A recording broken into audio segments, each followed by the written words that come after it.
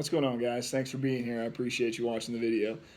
So I've got a issue with my laptop. I dropped it, wrecked it. The hard drive's bad, the motherboard's bad, and I can't get into my tuning software anymore. So I've got to go through the download, install, setup, all that stuff again. And I figured I'd make a video walking you guys through, just so you kind of see the process. And for those of you who are trying to do the same thing, maybe it'll give you some more information on how to do this.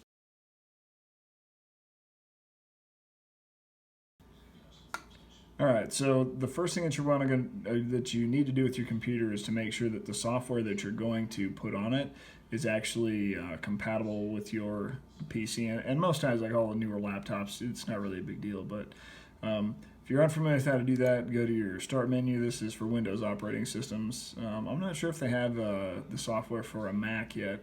I guess I've never really checked, so my apologies if that's what you use. But if you go into your computer, you can right-click on it and go to Properties.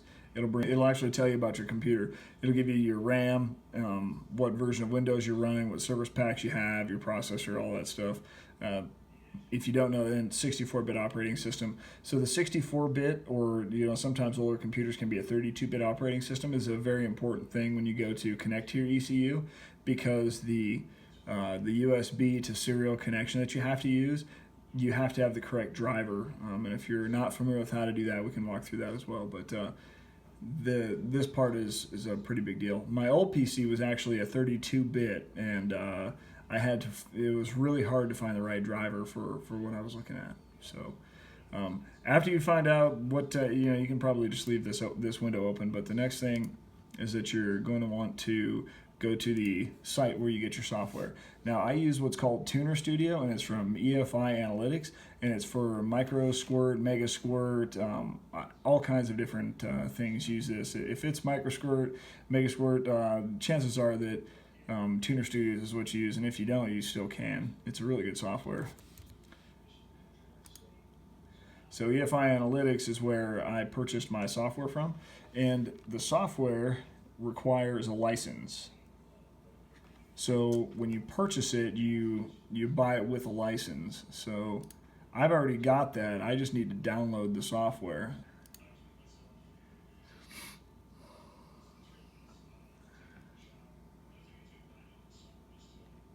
All right, so here we go. We're on their software download page. So this is where knowing what your operating system is, like right here, this is for Windows XP, Vista, Windows 7, 8, and blah, blah, blah. So we are compatible. And let's see. Yeah, so they do offer the software for Mac operating systems as well. They also offer it for Linux. For Android, they have Shadow Dash, which is a very awesome application. I use that to see my ECU data on a tablet. I've got another video about that. They also have a Shadow Logger, so they've got a data logger that you can get for a tablet as well.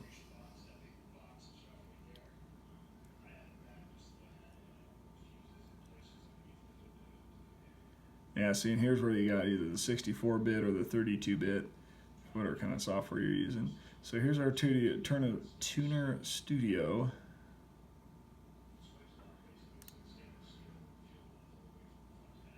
So we're going to download the software.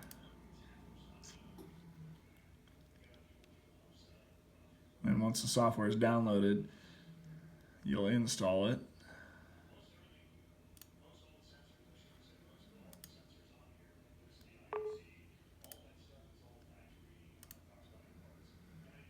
You have to accept this license agreement. It's basic software stuff. When you run the install, you have to accept their license agreements. It's nothing crazy fancy. You got to choose where you want to save this stuff at. You can create a desktop icon if you want or not.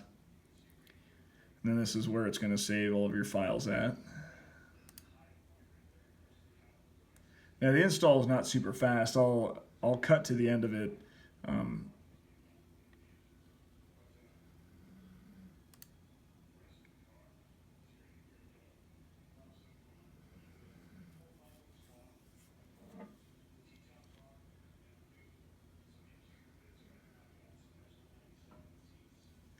So I opted to launch the software after the install. So here's your software. And the first thing I'm going to do is go to the help section and go to enter registration. Now since I already registered this, or since I already purchased a registration for this, all I'm going to do is enter my information in here and then hit OK. And I'm not going to do that with camera rolling. All right, guys, so after putting in my registration information, it asks, there's a prompt here, all Tuner Studio features will be enabled after restarting Tuner Studios. You want to restart now? Yes, I do.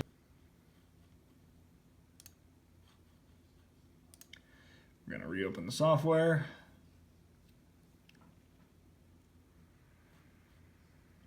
And here we go. So this is the software, this is where you are, and there's some getting started links here and some other stuff. So the PIMP ECU that I use, there's basically a procedure or a walkthrough that tells you exactly what you need to do to create a new project. One thing that you have to do is your communication settings, but that is done in your project. So I don't have any projects on this computer, obviously. All of my projects are on my old computer. So the ECU has a tune in it, and I'll be able to save that tune from the ECU onto a new project that I have here, but I still have to create a new project. So there's that create new project link here, or you can go up to I'll cancel out of this. There's that create new project right here, or you can go up to file and then new project. Either way, it's the same thing. So we're going to name this Cleaver to go with the new engine that I've got in my car. Oh, and then so right here it's wanting to detect the firmware. So what I'm probably going to have to do is connect to my ECU for this portion of it. But yeah. You can do show advanced or offline setup. And then you've got to select your ECU's revision and all of that. If you know what revision your ECU is, there's a firmware version of the software, then you can do it this way. I am not sure. Mine is an older ECU, but I know I upgraded to the recent firmware that they just let out, but I don't know what version it is. So I'm gonna have to connect to the car, and then I'll get my ECU definition, and that way I don't have to guess. So I'll cut back to the video once I get to that point. All right, so what I'm going to do first before I cut to the in-car stuff is I'm actually going to install the data logger first. So we're going to go through that. So this is Tuner Studios. This is pretty much done. I just have to set up my project and then set up my communications. So what I'm going to do is minimize this. Then we'll get back in here. So we're back on EFI Analytics website, and I'm going to download the appropriate version. So I have a 64-bit machine. If you guys remember, we can go back here and check. I've got a 64-bit operating system. That's why it's good to have this properties window open in case you forget. If you install the wrong version, then your communications won't work to your ECU. Just remember that. So we can just do the Megalog Viewer MS version right here for the 64-bit. So we can.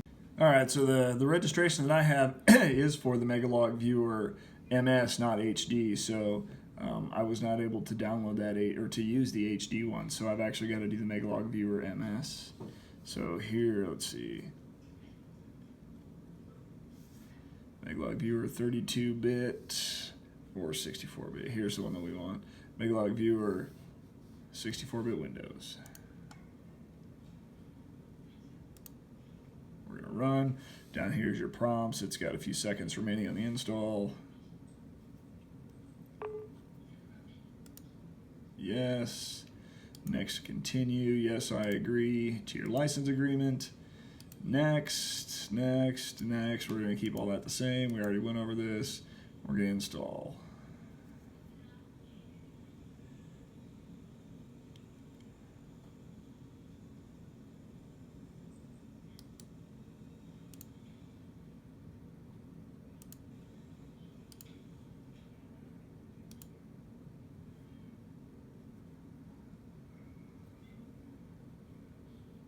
All right. So now we've got the Megalog Viewer MS Lite is open, and I'm going to use this register now link, or I can go up here to the help and enter registration. I'm going to paste it from email. Alright, so it goes through the activating, and then it says will be enabled after restarting Megalog Viewer. You want to restart now? Yes, I do. There we go. So we got Megalog Viewer, ignition log, scatter plots. There's all kinds of cool stuff you can do with this.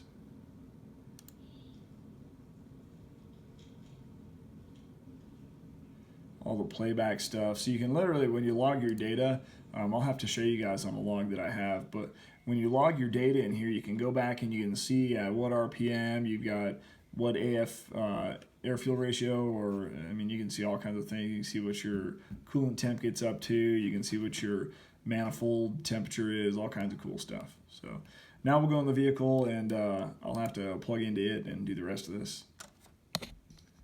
All right, so here's in my car. Let's see if you guys can get a view of this, but right down over here in the kick panel is where my ECU is, and I have a cable run up into my glove box for tuning with. So these cables come with the ECU. So this one is just a DB9 serial cable, or serial connection. And then right here, I have a USB to serial communication cable. So the first things first is that I've got to install the driver for the software, so this cable has what's called a driver on it, and the driver is what allows it to work with the computer. So I have to install the correct driver for it. So I'm going to plug it into a USB port.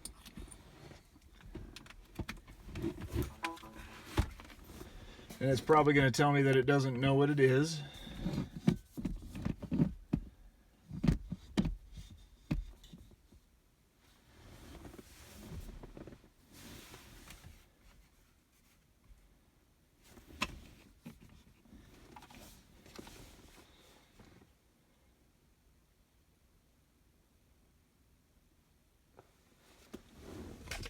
All right. This right here is telling me, I don't know if you can, yeah, you can see that. So device driver software was not successfully installed. So there was no driver found for the USB to serial controller. So you can go to the start menu, you can go to computer, right click on it, and then go to manage. And this will bring up all of your device drivers on your computer. So you can go to your device manager over here. And then it'll bring up everything that's on your computer. So we are looking at, see the other devices, see the USB serial. If you right click on it, and then you can go to update driver software. You can go to search automatically for updated driver software. Windows was unable to install it. Windows could not find driver software.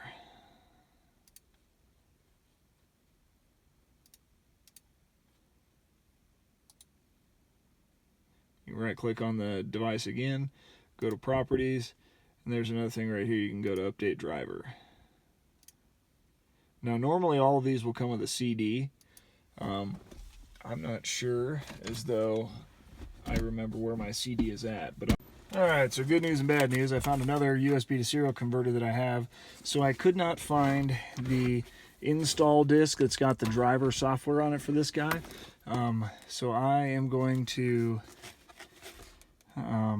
more than likely use a different one. This is a GigaWire, and I have a CD for GigaWire, but I'm not sure if it's the right one.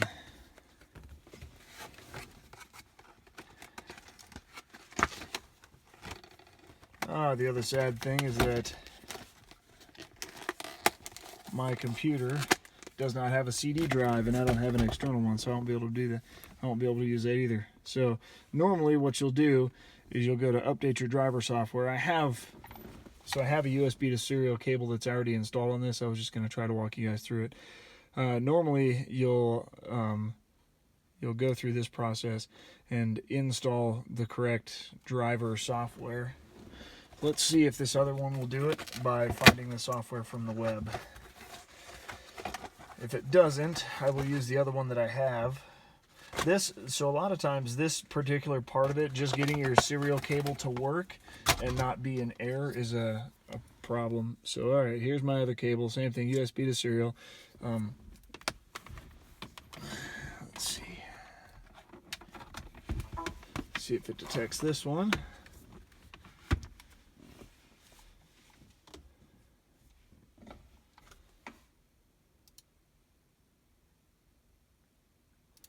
Yep, so this one it already found right here. You can see that it's in there.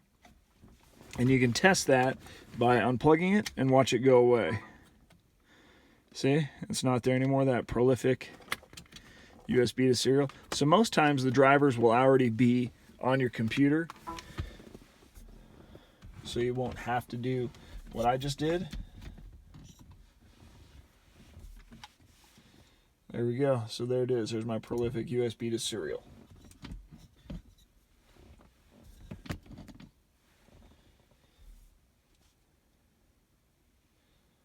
Alright, so now that I know that's working, then I can connect to the ECU. So I'm going to open up, there's my Megalog viewer. I'm going to open up Tuner Studios. Oh, go back. Tuner Studio MS. We'll open it up. And then we're going to go into create a new project. So from here, this is where we had it named Cleaver. For the 408 Cleaver I've got, and it's going to give it a project directory. That's fine. And the firmware, so what we're going to do is turn the key on in the car. Everything turns on, my fuel pump's priming. And we are going to connect the end of this USB to serial cable. So that's coming from the computer. We're going to connect that to the one coming from the ECU. So here's one from the ECU. We're going to connect these two together. There we go. So now the ECU is on, and there's a connection. And what we're going to do is go to detect. So it's going to detect the firmware on the ECU. And it'll scan all the ports right there. There, it found my ECU, and it found... There we go. So we're done scanning. We're going to go ahead and accept that. Then we're going to make a project description. So we're just going to put 408 Windsor Cleaver. That way I remember. So previously, this was just a 351 with a supercharger. So it's a little bit different. I'll have to do some tuning on this. So then here's some more configurations. So here's my oxygen sensor, right? So it's going to be wideband. That's my default. I had a wideband in there. Temperatures in Fahrenheit. CAN commands, EGT. I don't have an EGT sensor. Port status. There we go. So we'll go next on this. Serial interface, COM port 5, baud rate, 115,200. We're going to see it says successful right down here with the port. But you can also do a test the port, and it'll tell you we're successful again. So we're going to hit next. We'll do that. Then it's going to ask for a default gauge cluster. So this is what's going to show up by default. And you can, I mean, they have a ton of different gauge clusters on here.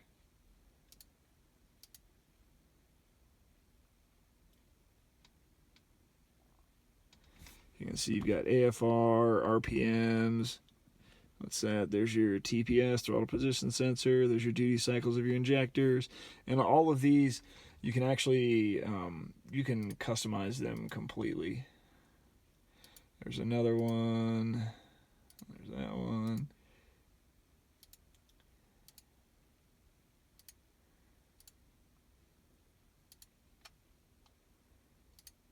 I'm partial to this setup here. I like the gauges, so I'm going to use that. We'll go to finish. Offline, not connected, reading controller. All right, so here we go. We're online with the ECU. So you can see that we've got couple of different things here. This is the basic connections to ECU. If you ever do have problems with the ECU and you need to look at the communications, you can go up here and go to settings. If you change the COM port, and the COM port is the USB port, so if you change where you've got it plugged in, like right now I'm here, I've only got two of them, this one and then I've got another one right over here. So if you change which port it's in, it's going to affect this next time you go online with it, because you are saving these settings in your project file. Okay, so we have COM5 saved, so if you go to connect next time and you're in a different port, you can come in here and it'll only show the one that you actually have something connected in. So we're just going to hit cancel. I just wanted to show you that. You can also use Bluetooth. So this ECU is Bluetooth capable. If I were to plug in to this connection right here, so this is coming from the ECU. If I were to plug in their Bluetooth adapter right here instead of this cable, then I could talk to the ECU over Bluetooth and I wouldn't ever have to connect over the cable. Then you'd just be over Bluetooth. And you can also connect to your tablet over Bluetooth. I do mine over a hard cable, but that's what it is. Alright, so there we are. We're online with it, and then we can view parameters like, let's go to fuel settings. We'll go my fuel table VE1. So right now this is the current fuel table that it is seeing in the ECU. Pretty cool. We can also look at the ignition settings. So here's the current ignition table that I'm running. Very conservative, and I need to get it on a dyno and adjust, I think, my total timing. Look, you can see at 7,000 I'm only at 14 degrees. But that's another day, another time. The other cool thing that you can do with this, you can see you got gauge clusters, tuning and dyno views. I don't have that. Graphing and logging, I don't have it either. But you've got diagnostics and high-speed loggers. So this is where it will actually do a log for you, and then you can open it up in the MS or the gosh, I can't think of it now. What's it called? Megalog Viewer. There it is. But then you can also do the tune live, and you can do there's some advanced settings where you can say, okay, don't tune like below 500 RPMs or above. You can change all this stuff too, and this will do, so this tunes based off of the AFR table that you have. So if your AFR table, if you go up to fuel settings and then AFR table 1, if your AFR table is not set properly, then it won't auto-tune properly. So it auto-tunes based off of this table. The other thing that I've noticed, and actually the guys at Stinger sent this out in their information that they sent with the ECU, that if you have a cam, like I've got an Anderson cam in this, and the idle is really I wouldn't say choppy, but if I try to tune it to like 14 or whatever AFR, it's really rich. I mean, it's like blowing black smoke out. So they suggest if you got a really radical cam, tune it to where you can't smell exhaust coming out. So that's why you'll notice back here on my AFR table, my idle is 19 or 18 for an AFR, but that's where I get the best idle and the least amount of fuel going out my exhaust. So, all right, guys, I'm going to cut this video short. I'm getting into some tuning stuff that I'm going to be doing in the next couple of videos that I've got coming out. So,